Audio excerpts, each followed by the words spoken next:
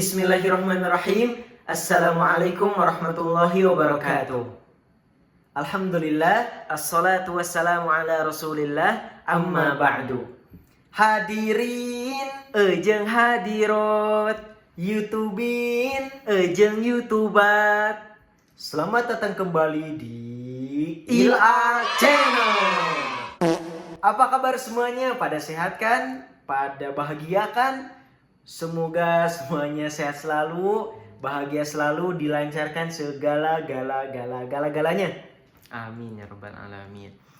Alhamdulillah, pada kesempatan kali ini Kailal bisa bikin video Q&A lagi. Video Q&A spesial bulan Mei. Ya, spesial bulan Mei ya, bukan awal bulan. Seharusnya sih spesial awal bulan, cuman karena di awal bulan Mei ini kita kan banyak kesibukan ya. Qadarullah Id di awal bulan Mei. Betul, Idul Fitri di awal bulan Mei. Jadi kita sibuk ngitung THR sama ngabisin kue lebaran, betul? Kan. Jadi kita sibuk sama agenda keluarga ya. Iya, keluarga kita, keluarga mertua gitu. Bukan keluarga mertua, keluarga kita lah pokoknya. Sibuk sama agenda keluarga juga. Ilal harus UTS. Jadi seminggu setelah Id Ilal harus UTS. Sekarang alhamdulillah UTS-nya sudah selesai. Akhirnya kita bisa bikin. Jadi kayaknya spesial bulan Mei. Spesial bulan Mei. Dan seperti biasa, kita sudah membuka sesi pertanyaannya di story Instagram @ilalaksi. Dari sekian banyaknya pertanyaan kita pilih lagi, dan yang terpilih sekarang kurang lebih berapa? 13 pertanyaan. Jadi pada kesempatan kali ini Q&A spesial bulan Mei kita menjawab hanya 13 saja ya. 13 pertanyaan. Dan supaya tidak lama lagi nanti keburu adzan subuh ya. Kita langsung mulai saja ke pertanyaan yang pertama. Tapi sebelum dimulai jangan lupa like, subscribe, and share. Iya. Kita mulai pertanyaan yang pertama dari, bentar guys, harus scroll dulu. Ini ada pertanyaan yang pertama dari K_Syakdiyah. Kak, udah lebaran tapi saya susah memaafkan orang yang satu ini. Ada emotik nangisnya. Nah, jadi gimana dong Kak? Susah memaafkan meskipun setelah lebaran. Mau di hari apapun memang kalau memaafkan itu, kalau belum berniat kuat, kemudian berlapang dada, berlapang hati, ya susah untuk memaafkan. Tapi ingat, kalau kita terus memendam rasa kesal tersebut, terus memendam benci tersebut, ingat kita akan mendapatkan banyak sekali kerugian, dan itu pasti akan mendatangi orang yang susah memaafkan. Kerugiannya apa saja? Di antaranya kerugian pada kesehatan kita, kesehatan hati, kesehatan jasmani, bahkan kesehatan rohani. Pikiran jadi sempit, hati jadi mumet, hidup kesana kesini pun terasa sempit.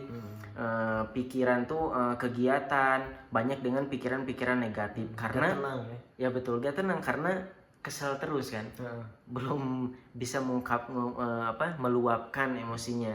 Kalau kata orang Sunda nih, pipanyakitin. Iya betul, pipanyakitin itu. Jadi membuat kita menderita gitu. Jadi kalau memendam dendam, tidak memaafkan, itu bisa pipanyakitin. Hanya menyiksa diri sendiri, membuat diri sendiri menderita.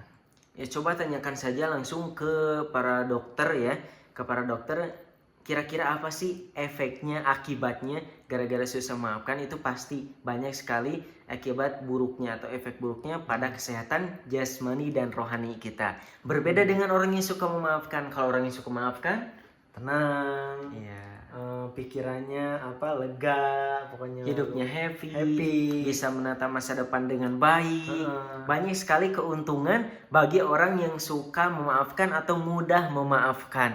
Bahkan bukan hanya keuntungan di dunia ya, tapi keuntungan yang berkaitan dengan akhirat. Kita mendapat ridha Allah, dicintai oleh Allah, bahkan termasuk pada golongan orang yang dijamin masuk surga.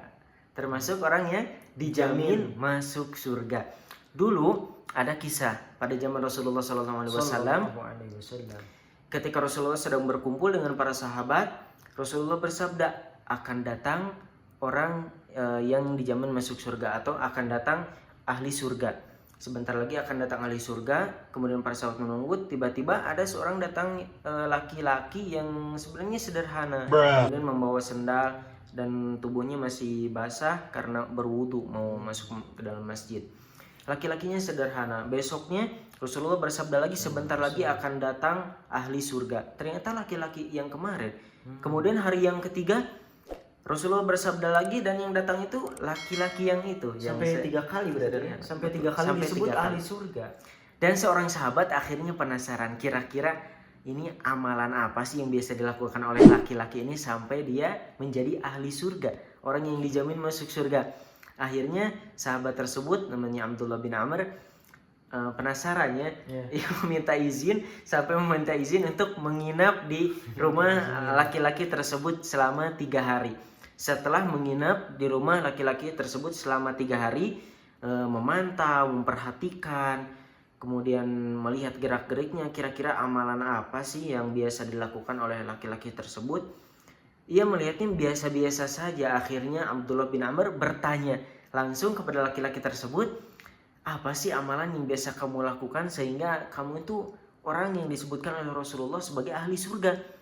Laki-laki tersebut menjawab, sebenarnya saya tidak ada amalan yang khusus didawamkan setiap hari atau amalan yang ekstra saya lakukan. Cuman sebelum saya tidur, saya selalu memaafkan, berlapang dada, memaafkan siapa saja yang menyakiti saya, baik disengaja ataupun tidak disengaja. Dan saya membebaskan orang-orang yang iri, dengki kepada saya. Itu yang biasa saya lakukan. Ternyata dari apa? Dari memaafkan, seperti hal sepele ya. Betul. Tapi sampai-sampai pria tersebut dijamin masuk surga, jadi ahli surga. Sampai disebutkan 3 kali lagi. Iya. Ahli surga, masya Allah, oleh Rasulullah Sallallahu Alaihi Wasallam. Nah, selanjutnya yang jadi pertanyaan kan, kita kadang susah banget maafin orang gitu. Betul. Kita tuh pengen maafin seseorang tapi susah banget. Nah, gimana nih caranya? Nah, qadarullah, beberapa hari yang lalu kita silaturahim ya sama guru kita Kiai Haji Muhammad Yasfi Al-Fazani.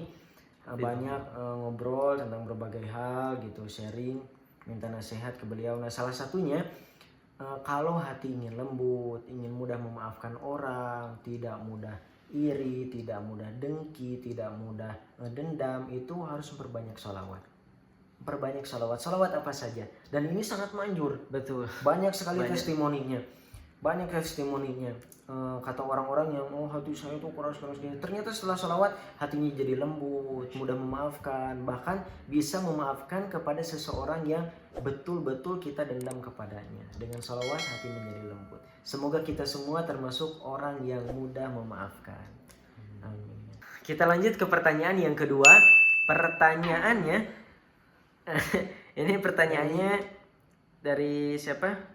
Scroll dulu guys.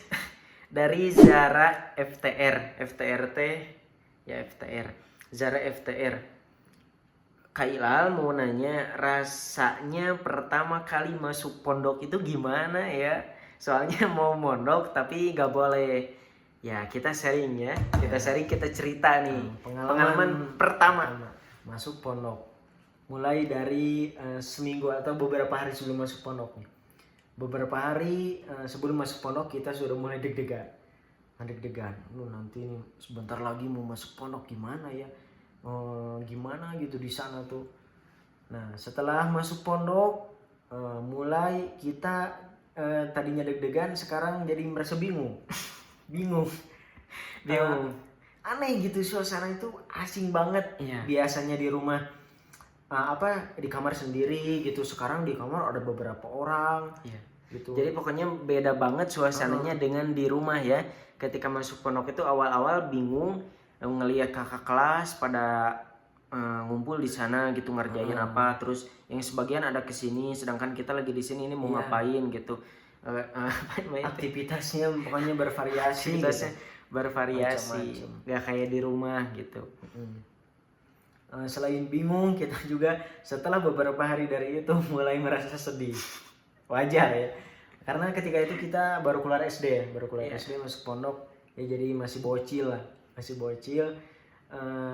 Sekitar semingguan setelah masuk pondok itu mulai merasa sedih bener. sedih jauh dari orang tua, sedih jauh dari rumah gitu, dari teman-teman yang biasa main di kampung, di sekolah. Termasuk teman-teman kita juga ketika beberapa hari setelah masuk pondok mulai berderai air mata. Air mata mulai berjatuhan ya. Tapi ada juga sih yang ketika masuk pondok terus-terusan happy gitu. Iya, dari awal tuh happy aja terus. Dari awal masuk pondok udah dapat temen terus langsung happy. Oh ternyata dia anak kiai, jadi udah tahu lah gambaran pesantren. Udah biasa dengan suasana pesantren. Terus ada juga yang emang kakaknya di situ, pesantren di situ. Pernah pondok di situ. Jadi tahu gitu, dia suka ikut ke pondok ke situ, suka ngeliat kegiatannya. Terus apalagi kalau Hilal sih gak terlalu tahu gitu. Emang pernah belajar pesantren? Emang pernah pesantren, sebelum SD juga pesantren, cuman ngalong kan. Kalau di Sunda itu istilahnya ngalong, pulang pergi ya. Kalau mau ngaji berangkat, kalau udah beres ngaji pulang lagi, nggak mondok di situ, gak tidur di pesantren. Kalau bahasa Arabnya itu khoriji, tolib khoriji ya. Santri kalong, santri yang pulang pergi. Gak 24 jam. Gak 24 jam di pesantren gitu. Jadi itu ya pengalaman ketika awal masuk pondok, berbagai macam rasa bercampur lah pokoknya pengalamannya tuh. Memang sih kalau dibilang perih ya perih, sedih ya sedih gitu.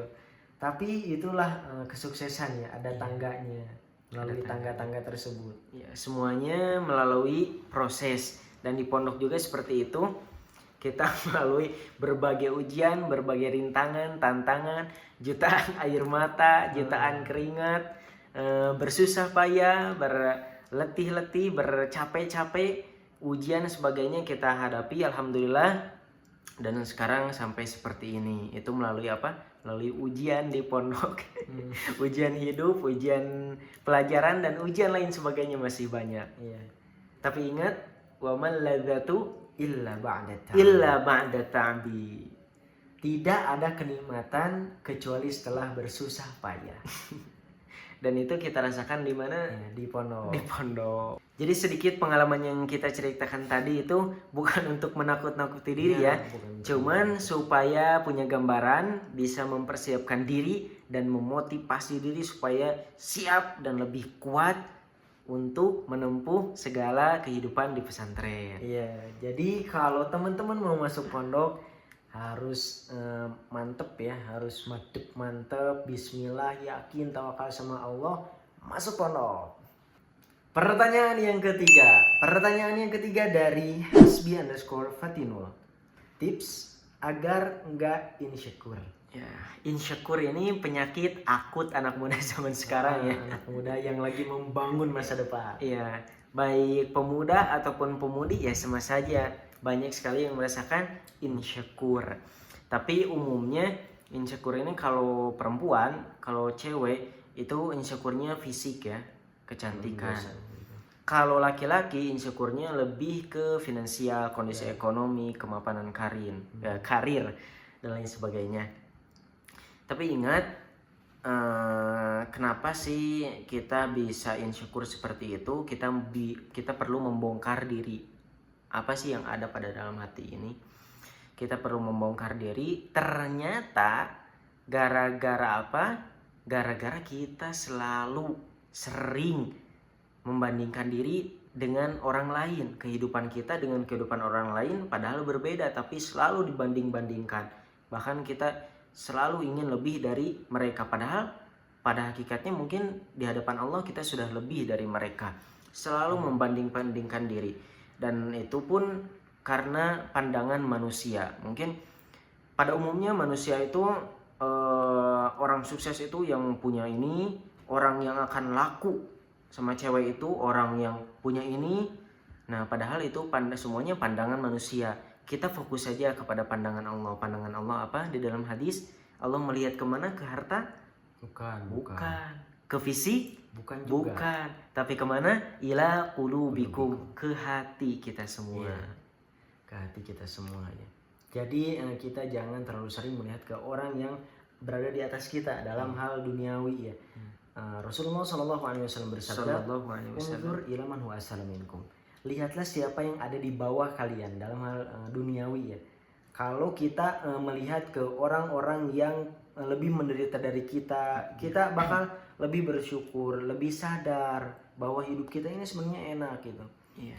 Dan ini cerita juga ya, di temen kuliah Ilal ada yang nge-WA, ya salah satunya gitulah, sering insyukur. Terus Ilal tanya, suka buka IG gak? Suka katanya. Nah, suka ngelihat video-video yang di fitur pencarian gak yang di ini nih? Bentar ya guys. Nah, yang di sini nih fitur pencarian yang apa? Gambar kacamata pembesar itu. Katanya suka. Wah, ternyata itu. Nah, biasanya kalau buka di situ klik banyak banget video-video yang apa pamer ayang gitu lah. Pamer kehidupan dia, pamer harta. Oh, belanja ini, aku belanja ini. Nah, kata Ilal, coba kurangi aja di situ ngelihat orang-orang yang berada di atas kita dalam urusan dunia. Memang terkadang yang memposting seperti itu ada yang baik juga, memang untuk memotivasi diri, tapi hati kita yang menerima terkadang berbeda-beda juga Ya, kan. benar. Jadi harus pinter-pinter mengatur itu. Banyak bersyukur, tetap berpikir positif dan optimis menjalani hidup yang terbaik dari Allah. Ingat, Kan ada Allah. yang keempat, pertanyaannya berkaitan dengan fikih sholat ya. Dari rosyada.amr. Jika di pakaian yang kita kenakan saat sholat terdapat bangkai nyamuk atau semut, tapi darahnya tidak mengenai pakaian kita, bagaimana hukum sholat kita? Apa kita harus mengulanginya? Ya, ada bangkai apa tadi nyamuk sama Nyamuk atau semut serangga. ya, serangga-serangga kecil gitu. Nah, itu gimana sholatnya? Sah atau tidak? Harus diulangi atau bisa dilanjutkan? Ya. Nah, bangkai nyamuk, lalat, semut atau serangga kecil lainnya ketika jatuh ke tubuh kita atau ke pakaian kita itu tidak najis ya. Jadi kita bisa langsung melanjutkan sholatnya, terus lanjutkan sholatnya. Apalagi kalau di pertanyaan kan tadi darahnya tidak kena. Apalagi kalau darahnya tidak kena ya jelas itu tidak najis. Nah, yang jadi pertanyaan bagaimana kalau darahnya kena? Nah, ada dua pendapat ulama. Pendapat yang pertama, dilihat dulu darahnya dikit atau banyak. Kalau misalnya dikit itu ma'fu, ditolerir ya. Tapi kalau banyak itu gak ditolerir. Nah, pendapat yang kedua, dan ini pendapat yang paling sahih menurut para ulama, termasuk kata Imam As-Suyuti, bahwa bangkai nyamuk, lalat, serangga kecil seperti itu ma'fu, ditolerir, baik sedikit atau banyak, baik mengenai pakaian atau mengenai tubuh ketika sholat. Dan pernah ada pertanyaan juga ya, Ya. Kepada Imam Hasan Al-Basri. Seseorang bertanya kepada Imam Hasan Al-Basri mengenai orang yang sholat tapi di pakaiannya itu ada bekas darah-darah kecil, titik-titik darah kecil bekas barawit atau kutu ya. Apakah dia harus mencucinya dulu atau memercikan air atau bisa langsung sholat? Kata Imam Hasan Al-Basri, tidak perlu memercikan air, tidak perlu mencucinya, silakan langsung saja sholat. Jadi kalau ada bangkai serangga kecil ke tubuh atau pakaian kita ketika sholat, itu tidak membatalkan sholat ya, lanjut saja sholatnya. Atau misalnya si serangganya itu ada darahnya, baik sedikit ataupun banyak darahnya, tetap itu menurut pendapat yang paling sahih, tetap sholatnya sah, tidak perlu diulangi, lanjutkan sholatnya. Allahu a'lam. Pertanyaan yang kelima. Pertanyaan yang kelima dari It's Me _Rifani. Kunci sukses menurut Ustadz itu apa saja? Kunci sukses versi Kail Al ya gitu mungkin. Apa saja? Ya diantaranya yaitu dengan ridho Allah. Kita memohon ridho Allah, utamakan. Apapun cita-citanya, apapun rencananya, utamakan yang pertama kita minta dan yang paling banyak kita minta itu ridho Allah. Memang doa dan usaha itu mendorong kesuksesan kita.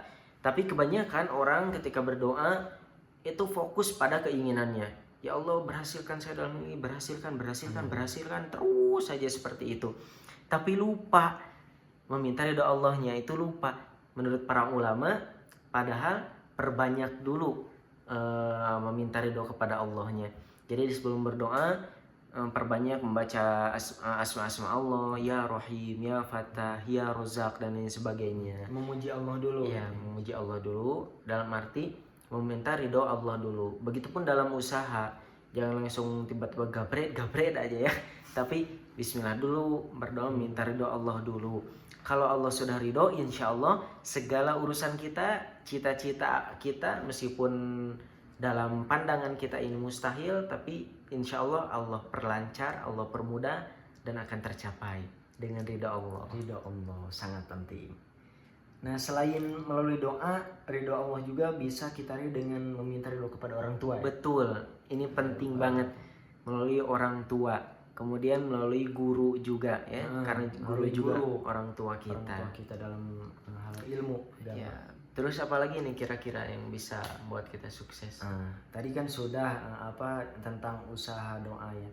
Kemudian menurut Ilal sih kalau mau sukses itu harus keras kepala. Iya. Tapi jangan disalahartikan. Ini kan keras kepala. Bukan keras kepala gitu ya.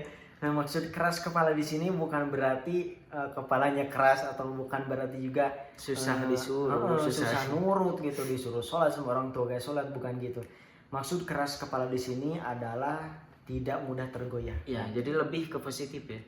Tidak ini mudah keras tergoyah. Kepala yang positif, tidak mudah tergoyahkan. Sebelum kesuksesan itu diraih, meskipun kita gagal kita terus coba keras kepala, terus coba. Nah, orang lain mencibir kita, menghina kita, gagal, apaan tuh? Tapi kita keras kepala, terus saja coba. Terus coba sampai kita sukses. Jadi kalau mau sukses harus keras kepala. Dan masih banyak hal yang lainnya. Itu aja dulu ya, coba. Bismillah. Kemudian pertanyaan yang keenam dari kita GTSN_08. Kailal, boleh nggak wanita mengaji tanpa mukena atau tanpa hijab? Jadi ngaji di sini mungkin baca Al-Quran ya? Ya. Boleh nggak baca Al-Quran nggak pakai hijab, gitu, nggak pakai kerudung, ya? Nah, menurut para ulama sebetulnya boleh membaca Al-Quran tanpa menggunakan hijab ya, asalkan tetap bagian aurat yang lain selain rambut, selain yang gak pakai hijab, yang lainnya tetap ditutup. Juga baca Al-Quran tanpa hijab itu hanya boleh ketika di rumah gitu, ketika gak ada selain mahram ya, bukan di masjid ketika jamaah. Dan tetap adab-adab yang lain seperti suci dari hadas kecil, suci dari hadas besar gitu, tidak sedang haid yang seperti itu dan lain-lain tetap diperhatikan.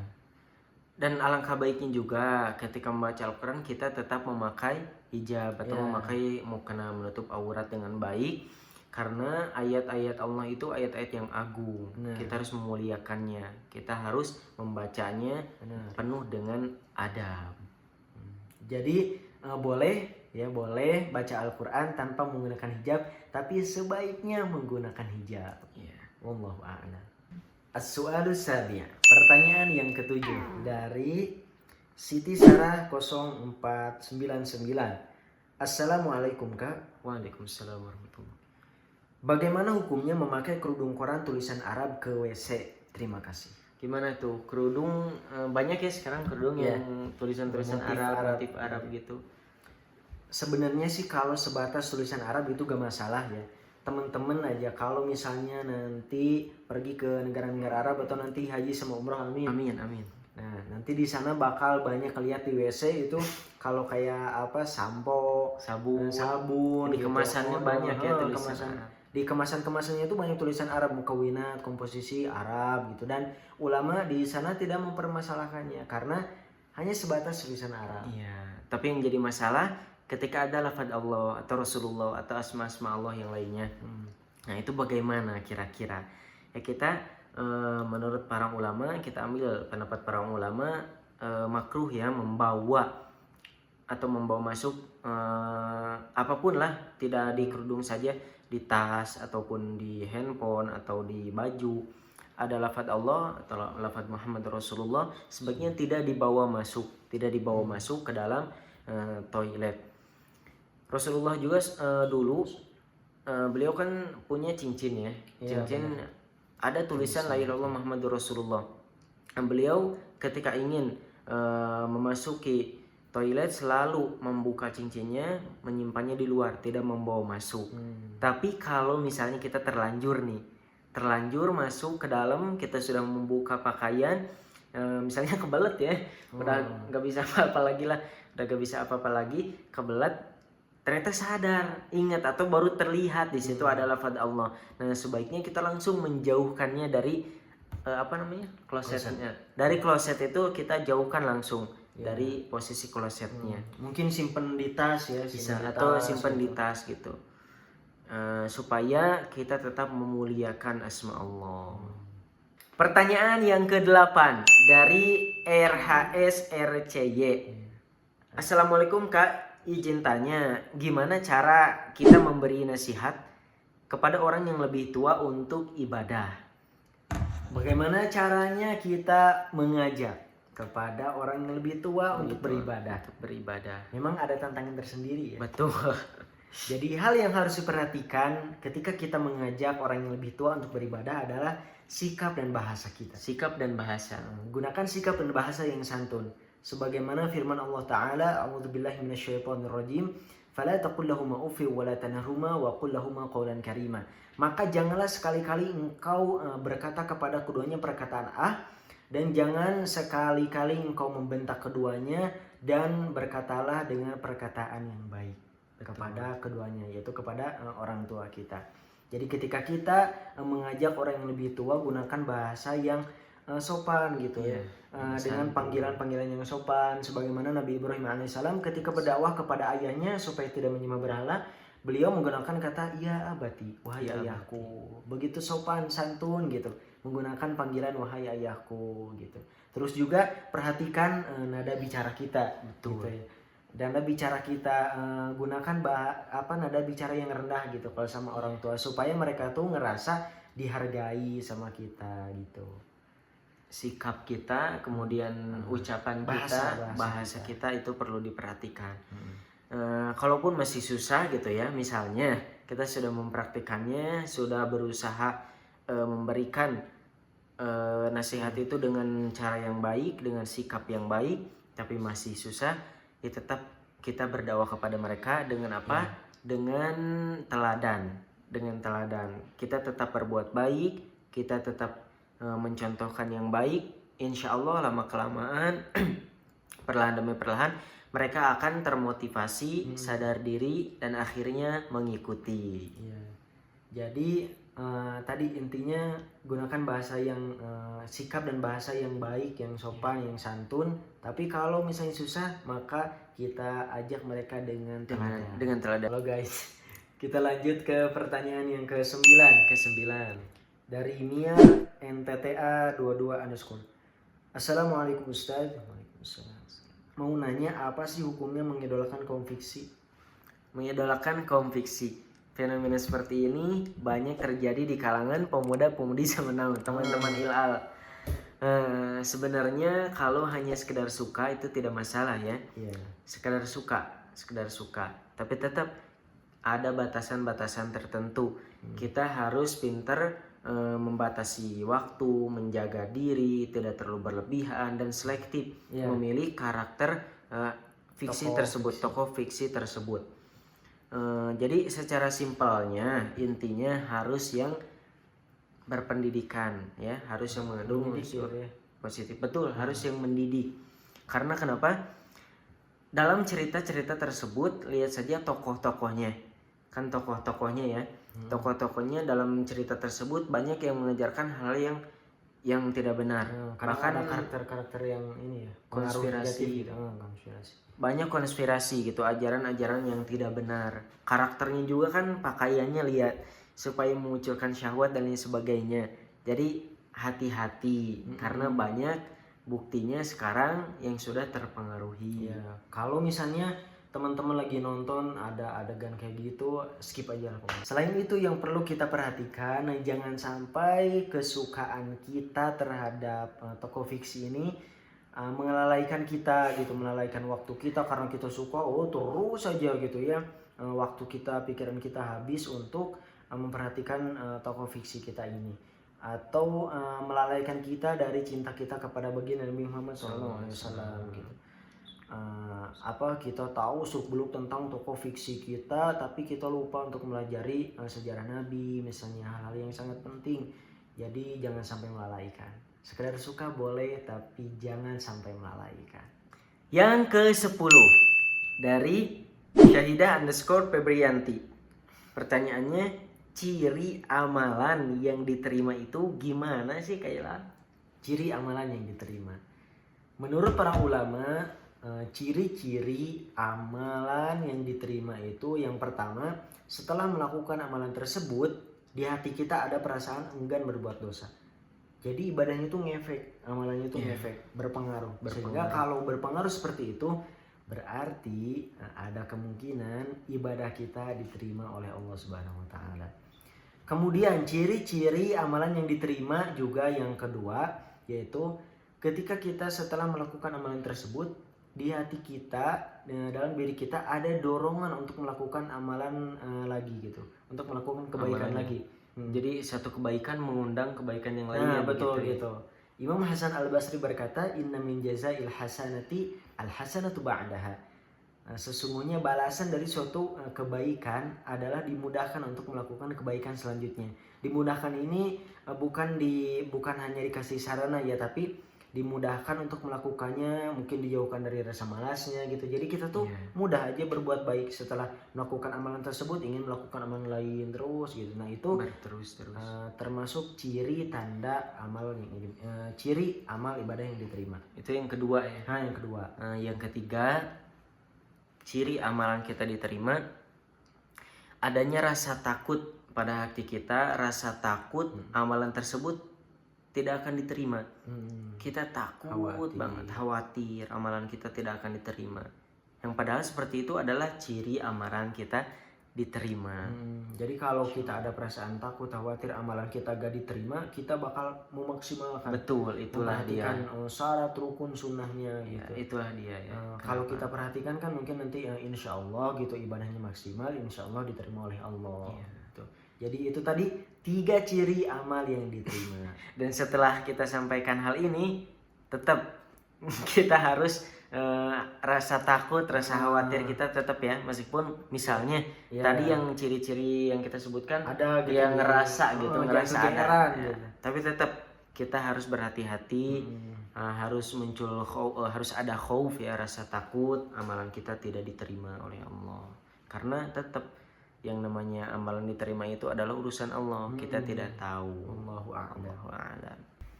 Gimana, masih pada semangat? Masih dong. Pertanyaannya ke-11 dari resimeirinda.05.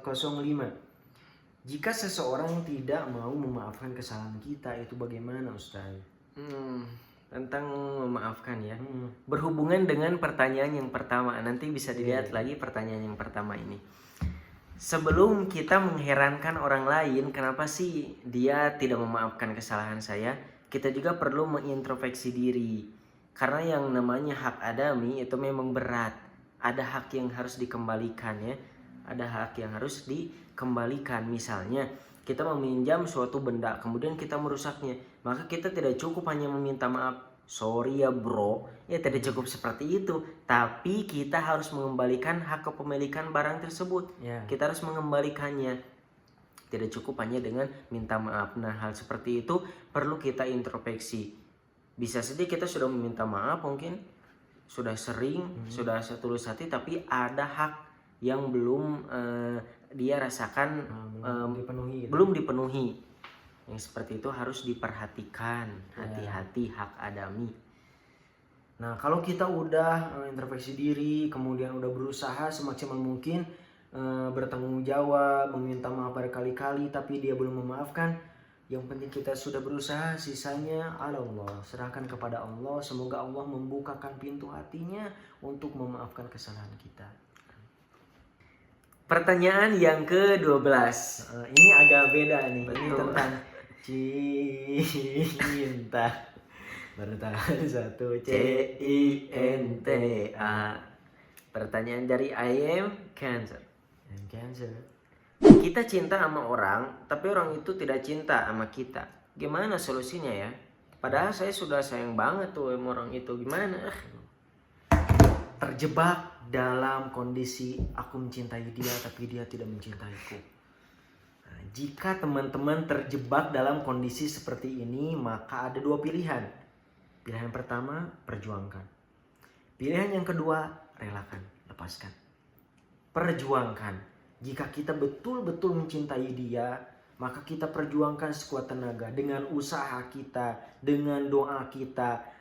Kalau janur kuning belum melengkung ya, kita terus maju. Betul. Pantang Kita mundur. terus berdoa kepada Allah yang memiliki hati orang tersebut, yang membolak-balikan hati orang tersebut. Karena memang terkadang ya cerita orang itu memang berbeda-beda. Kisah cinta orang itu berbeda-beda. Betul. Tapi intinya apa yang telah ditakdirkan oleh Allah untuk jadi milikmu, serumit apapun prosesnya, akan tetap jadi milikmu. Benar banget. Selain itu kita juga istikharah ya. Istikharah minta petunjuk kepada Allah apakah orang ini baik untuk kita gitu. Kemudian selain istikharah kita juga istisyarah, meminta pendapat kepada orang tua atau kepada guru, atau mungkin bisa istisyarah meminta pendapat ke orangnya langsung. Misalnya ini kan yang nanya mungkin cewek ya. Biasanya cewek. Nah, misalnya yang cewek ini nanya langsung ke lelaki yang dicintai. Nah, sebenarnya cewek idaman kamu itu yang gimana sih? Nanya langsung. Nanti dikasih tahu sama cowoknya yang pandai menutup aurat, yang gini. Nah, nanti kalau misalnya sudah ada sudah disebutkan idamannya, tipe dan lain-lain, kita bisa berusaha untuk mengikuti apa yang dia sukai, supaya orang yang kita cintai, yang tadinya dia tidak mencintai kita, karena kita menuruti apa keinginan dia, mungkin dia pun nanti akan tergerakkan hatinya untuk mencintai kita gitu. Tentu dalam hal yang baik ya. Nah, dalam hal yang baik. Kalau dalam hal-hal yang tidak baik, sudah jangan dituruti gitu. Jangan merelakan Allah demi makhluk gitu. Betul. Nah, jangan merelakan Allah demi makhluk. Terus apa lagi nih? Pilihan yang kedua, Pilihan yang kedua, relakan, aduh, lepaskan, ikhlaskan, obati luka di hati, minta kepada Allah pengganti yang lebih baik. Allah pasti akan ganti, tawakal kepada Allah. Kalau misalnya kita merasa tersiksa, apalagi kalau karena hal ini kita mencintai dia tapi dia tidak mencintai kita, kita malah stres, kita malah melakukan hal yang tidak baik gitu. Sudah, relakan, lepaskan, ikhlaskan, obati luka di hati, memohon kepada Allah, yakin Allah akan menghadirkan sosok yang lebih baik untuk kita. insya Allah. Insya Allah. Pilihannya perjuangkan atau relakan. Pertanyaan yang terakhir dari KHRYTNNSA 04. Mungkin ini Khairatun Nisa. Ya. Gimana caranya meninggalkan hal yang tidak penting? Hal yang tidak penting. Hal yang tidak penting. Cara meninggalkan hal yang tidak penting ya kita harus memperbanyak kegiatan-kegiatan yang positif, menyibukkan diri dengan hal-hal yang positif, sehingga dengan sibuk insya Allah hal-hal yang tidak penting pun akan kita tinggalkan karena tidak ada waktu kan untuk mengerjakannya. Itu. Ya, betul. Nah, Terus selain apa? itu kita juga selektif dalam memilih teman. Betul. Nah, teman itu sangat berpengaruh sekali. Iya. Ketika kita berteman dengan orang-orang yang rajin, kita akan rajin, fokus dengan hal-hal yang penting, gitu. Tapi ketika kita bergaul, memilih teman dengan orang yang malas, kita akan terbawa seperti itu, rebahan, ya gitu, misalnya membuang-buang waktu, gitu, melakukan hal-hal yang tidak penting. Jadi penting juga nih selektif dalam memilih teman supaya kita bisa meninggalkan hal-hal yang tidak penting. Alhamdulillah sudah selesai 13 pertanyaan sudah terjawab. Alhamdulillah. Gimana? Kenyang teman-teman? Kalau belum kenyang, insya Allah bulan depan ada lagi Q&A. Insya Allah. Semoga kitanya sehat ya. Amin. Sehat dan ada umur. Amin. Semoga jawaban dalam pertanyaan-pertanyaan tadi memberi manfaat bagi kita semua, menjadi motivasi supaya kita lebih semangat menjalani hidup. Semangat. Ila juga mau ngucapin mohon maaf kalau ada kata-kata yang kurang berkenan di hati teman-teman, dan terima kasih sebanyak-banyaknya sudah menonton video ini dari awal sampai akhir. Ila ucapkan jazakumullahu khairan. Jangan lupa like Video ini, subscribe channel ini, dan share video dan channel ini. Wallahu a'lam. Ihdinas siratal mustaqim. Wa akhiran Unzur ma qala wa la tanzur man qala. Wassalamualaikum warahmatullahi wabarakatuh.